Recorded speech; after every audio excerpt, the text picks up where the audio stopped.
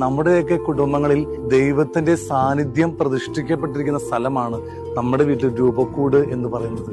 എല്ലാ ദിവസവും മുടങ്ങാതെ ആ രൂപക്കൂടെ മുമ്പിൽ വന്ന് മുട്ടുകുത്തി കുടുംബ പ്രാർത്ഥന ചൊല്ലി പ്രാർത്ഥിക്കുന്ന കുടുംബങ്ങളിൽ ദൈവത്തിന്റെ സാന്നിധ്യം ഉണ്ടാകുന്നു, ദൈവത്തിന്റെ അനുഗ്രഹം ഉണ്ടാകുന്നു. പക്ഷേ ഇപ്പോഴൊക്കെ നമുക്ക് എന്തെങ്കിലുമൊക്കെ തിരക്ക് വരുന്ന സമയത്ത് നമ്മൾ ഏറ്റവും ആദ്യം മാറ്റിവെക്കുന്നത് നമ്മുടെ കുടുംബ പ്രാർത്ഥനയാണ്. അല്ലെങ്കിൽ നമ്മുടെ വീട്ടില് എപ്പോഴും ആരും ശ്രദ്ധിക്കാതെ അലങ്കോലമായിട്ട് കിടക്കുന്നത് നമ്മുടെ രൂപക്കൂടുകളാണ്.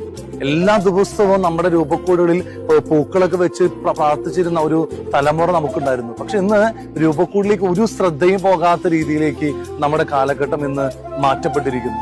പ്രിയപ്പെട്ടവരെ, അതെല്ലാം മാറ്റി നിർത്തി നമ്മുടെ രൂപക്കൂട് മുമ്പിൽ വന്ന് പ്രാർത്ഥിക്കാൻ, ആ രൂപക്കൂടിനെ വിശുദ്ധിയിൽ നോക്കാനായിട്ട്, അതിനെ അലങ്കരിച്ച് നല്ല വൃത്തിയിൽ കൊണ്ട് നടക്കാനായിട്ട്. ഇന്ന് പലപ്പോഴും പല വീട്ടിലെ രൂപക്കൂടുകള് അവരുടെ ഒരു സേഫ്റ്റി ലോക്കർ പോലെയാണ്. റേഷൻ കാർഡും മറ്റു ബില്ലുകളും മറ്റു കാര്യങ്ങളും കീ ചെയിനും കാറിന്റെ കീ മറ്റു കീകൾ വെക്കാവുന്ന ഒരു സ്പേസ് ഒക്കെ ആക്കി മാറ്റിയിരിക്കുകയാണ്.